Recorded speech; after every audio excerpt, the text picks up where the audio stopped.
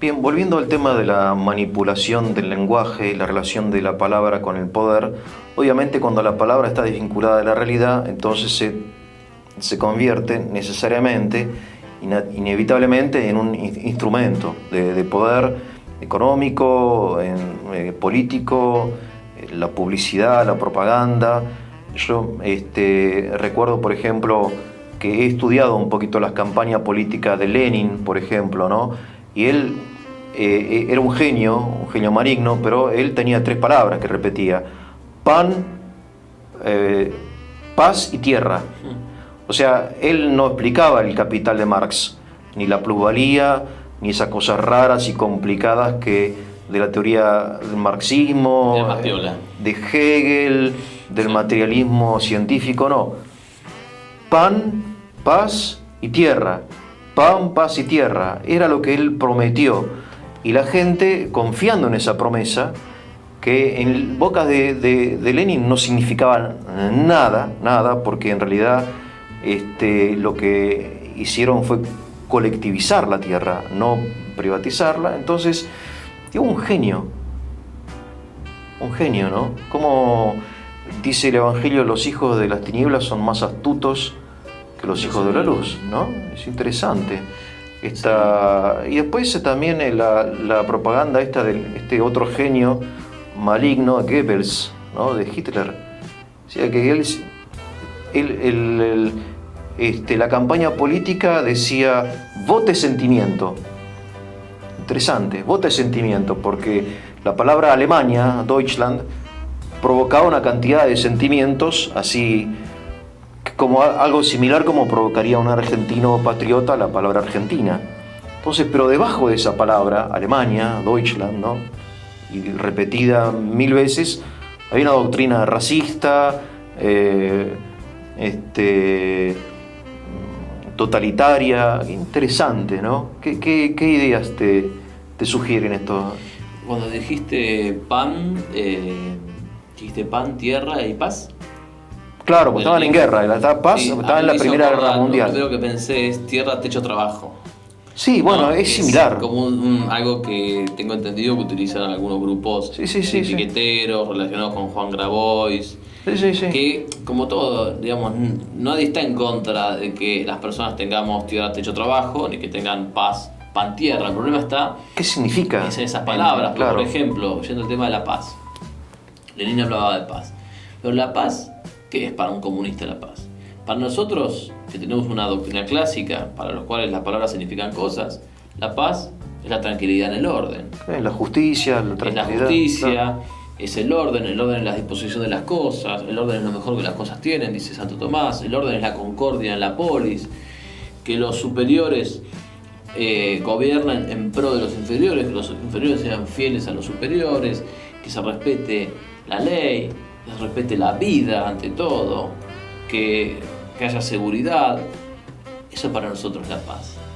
Y por supuesto la virtud, no solamente el orden público en un sentido, así si ustedes quieren, positivista, sino la virtud. Y si queremos escalar más, podemos decir la gracia.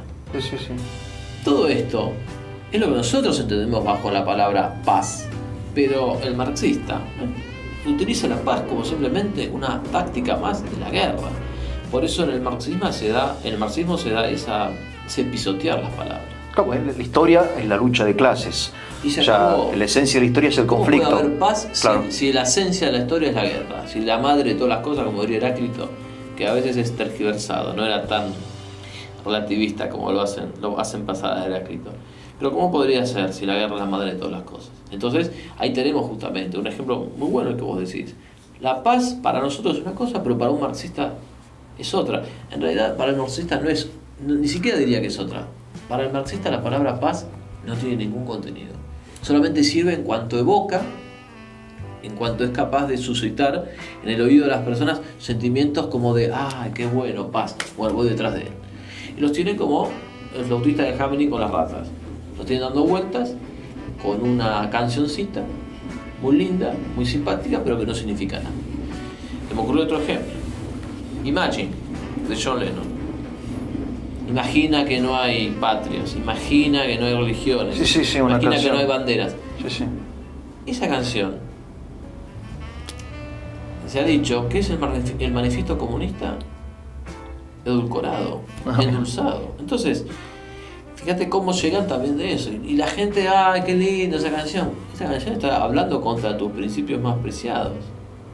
Salvo que vos creas que lo que se dice verbalmente en prosa no tiene nada que ver con lo que se dice musicalmente. Bueno, yo no creo eso. Sí, ahora el tema de John Lennon es interesante lo que vos mencionás, también como la música como vehículo de la ideología, ¿no? Porque siempre estuvo presente la música y las canciones en la militancia política, y son canciones realmente muy bien escritas, pero con un contenido simple, porque el primer principio de Goebbels era la simplificación, decía él. Hay que simplificar el mensaje, dar un solo mensaje. Por ejemplo, Alemania, sin contenido. Paz, sin contenido. O sea, hay que evitar todo tipo de contenido, todo tipo de distinción, y que el mensaje sea simple y confuso. Claro, por la misma naturaleza. Claro, y entonces yo, pensando, por ejemplo, mismo en el himno nacional argentino, dice, libertad, libertad, libertad, ¿no? Yo pienso que cuando lo cantaban los primeros argentinos, algunos pensarían en libertad de mercado, ¿no? De poder libremente comerciar con Inglaterra. Otros pensarían en libertad del rey español, de Napoleón. Otros pensarían en la libertad de las colonias. Otros pensarían en libertad tipo Voltaire. O sea, todos gritaban libertad, pero ¿qué significaba esa libertad? Estarían en desacuerdo. Otros pensaban, ¿no?, en libertad como emancipación. Como emancipación, claro, digamos, sí. Como bueno, pero la Argentina llegó a una edad adulta, es hora de salir de casa, que llevan en libertad. Pero es tal cual lo que vos decís, una misma palabra que significa distintas cosas. Mirá lo que dice un autor que traje por acá, Gustavo Corvi, que en paz descanse. Tiene un artículo que se llamaba Lenguaje y Logomaquia. ¿Lenguaje y? Logomaquia. Logomaquia. Logomaquia es la conjunción de dos palabras, logos y maquia. Y maquia viene de guerra, la palabra guerra. La guerra de la palabra, la guerra del lenguaje, la guerra del logos. ¿Y ahí qué dice Corvi? Dice que en la Babel antigua, en el Antiguo Testamento... Sí, en la torre. Exactamente. Distintas palabras significaban la misma cosa. Pues recordamos todos que Dios baja, confunde las lenguas. Distintas palabras, una sola cosa. Dice, en la Babel moderna, una misma palabra significa distintas cosas. Tal cual. Y acá lo mismo. Todos cantaban libertad, libertad, libertad, y algunos pensaban una cosa, algunos pensaban emancipación. Sí, la libertad de la provincia, del caudillo, qué sé yo. Pero eso por lo menos nos acerca más a la historia. Porque probablemente fue como vos decís. O sea, no es que había un concepto monolítico de libertad y todos pensaban libertad de mercado o todos pensaban emancipación, sino que algunos pensaban una cosa y otros pensaban otra. Pero eso es importante pensar. El trabajo que vos haces es muy, muy importante, porque vos estimulás el pensamiento, el análisis, y llevás nuestra atención a esta problemática de que no pensamos. De que no pensamos. En la que, digamos, habitualmente no reparamos en ello. No reparamos, no distinguimos, no analizamos, y entonces vivimos en una confusión permanente. Hay una cita que pongo también en el libro, que es del famoso intelectual francés Maurras, que dice: el mayor enemigo de la revolución sería un sabio capaz de distinguir el significado de las palabras, y que la confusión que hoy existe solamente se mantiene por este estado en que las palabras están absolutamente confundidas, entrelazadas y distorsionadas. ¿Cómo dice Maurras? Dice eso, el mayor enemigo de la revolución sería una persona, él dice un sabio, capaz de distinguir y definir las palabras.